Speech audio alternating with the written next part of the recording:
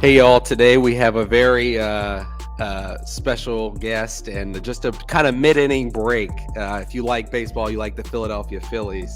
If you're checking in, you might listen to this later. Right now, just for timestamp, the Phillies just took the 2-1 lead in the NLDS against the world champion Atlanta Braves. Today we have Frank Klose from ESPN, 97.3 ESPN. I think covers South Jersey. Is that right, Frank? South Jersey. South Jersey, which is, Philadelphia East. Yes, but anywhere on the 97.3 ESPN app. Awesome. So thanks for coming on, of course, for, what I think a lot of people have kind of said at this point is like the biggest weekend in Philly sports history is, but we've got go that far. There was a time when there was an Eagles game and a World Series game back to back in South Philadelphia. So I might put that just a tick ahead, from 2008. But 2008. This is the biggest in a while. Yeah, so that's about 14 years ago. And who'd the Eagles play? Was that when T.O. came? Was that when T.O. came back? That was post T.O. But I remember going from a World Series game to an Eagles game, both in South Philadelphia the same day. So, in fact, Dan Baker was doing the PA for both. I remember them carting him right from Citizens Bank, right from Lincoln Financial Field over to Citizens Bank Park, so he could go from one to the next. That's fantastic. I mean, it's thrilling. That's what would have happened had the game 4, the game that, again, timestamp would be today, had happened tomorrow. You would be able to go from the Phils game over to the Eagles game. So, but there'll be a lot of people partying Sunday. But let's hope. You don't need to do both. Let's hope most Philadelphia fans won't have to multitask tomorrow. So we got Noah Syndergaard on the hill. Thor back in the day. Are you confident in Thor this afternoon? Well, I agree with that decision, and the reason is I think they profile best when they throw a righty, which basically says, all right, are you going to throw Kyle Gibson or Noah Syndergaard? And I think based upon how they pitch down the stretch, Syndergaard tick better, Syndergaard more experience, Syndergaard nice and rested, more to prove. I would go Syndergaard. And so you agree with going with Syndergaard this afternoon against Charlie Morton, who has really struggled coming into the back half of this. Do you feel is your thought about being more confident in Syndergaard this afternoon based upon who the Braves have that they're throwing as well, or is it in a vacuum? I think it definitely has more to do with the Braves pitching situation. Now, the Phillies, last 4 starts against the Phillies, he has allowed 12 earned runs. The most recent start against the Phillies, September 25th, when Morton allowed 6 earned runs against the Phillies. Clearly, he was leaking oil down the end. Charlie Morton's had a great career, great pitcher, but he's up there in years. Does he have the stamina to keep on going?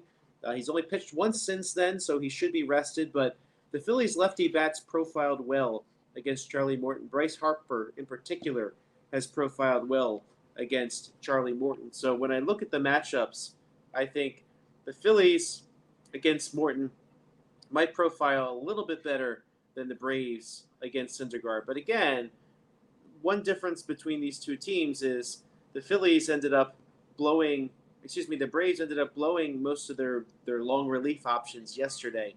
So Jake Odorizzi was their 5th starter. He had to pitch a lot of innings yesterday. They threw a few other arms in the bullpen. So now the Braves, they really only have their A bullpen that you normally only put in to protect a lead. If they're pitching at a deficit, it might not exactly be the same. But let me give you the stat against Charlie Morton. Bryce Harper is 10 for 24 with a home run and 7 RBI. In 31 plate appearances against Morton in his career. So I see some big stuff from Harper. I can see some big stuff from Schwarber this game. And, of course, the other lefty bats in the lineup like Brandon Marsh, they might be ready to feast away as well. I mean, Harper, this is just an eye-popping number. He's batting a stat I saw 545 in the playoffs, with Castellanos batting 415, 417. I mean, between them, they're basically one of them right now are guaranteed to get on base. That's about like a 99% chance. It's nice to see Castellanos come around, but Harper, you saw Harper start to get. Yeah, he was a little cold for a little bit, but you started to see Harper make some contact towards the end. And usually, what happens when a guy's getting his swing back, when he's making contact and getting some hits, you start to see that the rest of the bat, the power comes back later eventually. And I think we're starting to see that with Bryce Harper here.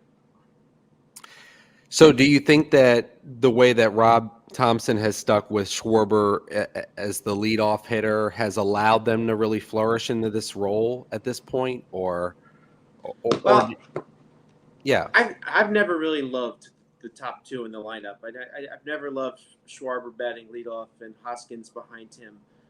But you don't mess with that now in the playoffs. But we have seen some advantages. Now, Schwarber only has one hit on the postseason so far. But yet, like yesterday, the opposing team still know he's a threat. You saw that intentional walk yesterday. He ends up scoring, right? The intentional walk to go to Hoskins. So after that, you kind of see that, yes, he might not be connecting, but the opposition still knows who he is and what he can do. The Braves clearly know who he is and what he can do. Otherwise, they would not have given him that free pass yesterday, which led to that 3-run home run. So I think that right now, obviously, you're not going to mess it up. I'm not one for changing up lineups in the postseason after doing something all season. But yeah, they're going to. I think they're going to roll with what they had, the way they have been doing it. But I expect more out of Schwarber going forward. So if you were talking to Schwarber, you were like a hitting coach or a mentor on the team, what would you be telling the Phils about Charlie Morton as a pregame kind of thing? Oh, geez. Well, just I would say this, and this is actually what I tweeted about after the second inning yesterday against Strider. You want to wear him down. Yeah, Strider came out firing on all cylinders, but he clearly lost his mojo along. But once the third inning came, you saw his average velocity dip 3 miles an hour. Yep. I think with Morton, you're going to have a stamina issue. So I would be very selective early on, wait for the pitch, and get him out of there early, knowing full well that the Braves don't exactly have a lot of long men there. But that's not to say swing the bat if you think you got your pitch. But I would be very selective against Charlie Morton. So the over-under to that point is 8.5 today. What are you taking there? What do you think will actually happen? Over-under for the game, for the score of the game. Total runs? Yeah, total runs in the game. Oh, I think this is going to be an over. I think the Phillies will score against the Braves. And I think the Braves will get a few runs as well. I tend to think this game favors the Phillies overall. But definitely, I can see this being a 7-4 final, something along those lines. So I think it's definitely more than 8.5. And if they don't end up in that situation where they end up winning the game, is Wheeler ready to go in Game 5? No, I don't think you're going to pitch Wheeler there. But we'll see. They haven't decided. I don't want Wheeler on short rest. It's not somebody to. So he last pitched Wednesday. So Thursday, Friday, Saturday, Sunday would be his normal rest. So that would not be his day to pitch. So I think you go back to Ranger Suarez. I mean, but I will say this: I think it's important the Phillies win today at home, and then the way the pitching sets up, they get to the NLCS, they can go Wheeler, Nola, 1-2 in the NLCS if they take today. So the stakes are high to take today's game. You don't want to have to go to Atlanta. You want those few days off to rest the bullpen. And most definitely, you want to be able to make your next start come from Zach Wheeler. And I don't think they would put him on short rest to pitch in Game 5. So going over to the other side of the bracket in the National League, who would you rather face if the Phillies do advance here? Well, I would say probably the Padres, but let's remember too, the Phillies did take the season series again from the Dodgers. So, I think when you're at this level, you shouldn't be worried about who you're going to face. Period, though, right? So at the end of the day, you want to win. Now, admittedly, in 2008, I thought that the Chicago Cubs were the best team, and I was happy as a fan to see them eliminated before the Phillies got to them. So, but there's a lot to be worried about on that Dodgers team. But Tony Gonsolin, you saw last night, he is not Tony Gonsolin. So that kind of hurts. So so they still have Urias, they still have Kershaw, though they still have a lot of bullets. The Dodgers had an obscene amount of depth. So they're probably the tougher team on paper. But at the same time, it'd be really nice to see some Blake Snell revenge, right? The one who broke Bryce Harper's hand, to be able to get some revenge on those Padres. So, and wouldn't it be neat too to have 300-win teams eliminated from the playoffs by the NLDS? I think that'd be pretty interesting. And both of the wild card two wild card teams in the NLCS. Yep, I think that'd be pretty neat. That would be, I guess that would be the first time. I can't think of one off the top of my head. I mean, there could have been since they went to 2 wild cards. Now we're up to 3. So I guess the odds are going to increase if that happens more often. Because really, when you get to the playoffs, and this is what I think helps the Phillies. When you get to the playoffs, your overall team depth doesn't have to be as much as it does over the course of the regular season, right? So, you're going to be throwing Nola, you're going to be throwing Wheeler. You're not going to be throwing your 5th starter. You're not going to be seeing Nick Nelson in the bullpen unless you're trying to burn a few innings at the back end of a loss. So, I think the fact that the team depth is enough for a short series kind of helps the Phillies a lot in the playoffs. Well, it's all thrilling. Do you think that the Phillies win today? I think this does favor the Phillies today. I think being at home, I think the Braves, you start to see I start to see some anxiety coming from them. I feel like they've been behind Morton a lot when he struggled lately. I can definitely see in terms of a starting pitching matchup, I actually kind of have this about equal.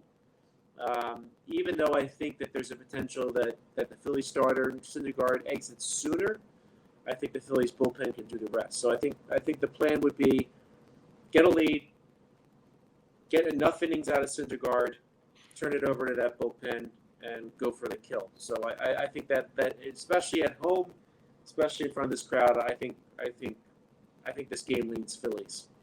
4 1/3 from Syndergaard. What are you thinking?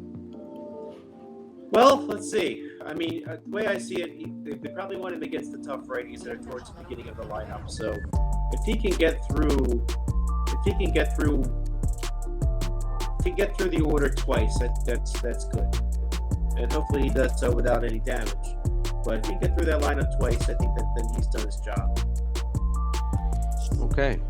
Well, Frank, thanks so much for coming in, and for the listeners, thank you for listening. And Frank jumped on here because we're obviously you don't get to always talk Phils baseball, and it's in the playoffs has been 11 years, and so potentially the Phillies will be in the NLCS. Frank, tell the people where we can follow along and show you some support. Yeah, check me out on Twitter at Frank Klose. That's Klose with a K. 97.3 ESPN. Check out our mobile app here in South Jersey. Tune on in at 97.3 FM. All right. Take care. Thank you. Thank you, Matt.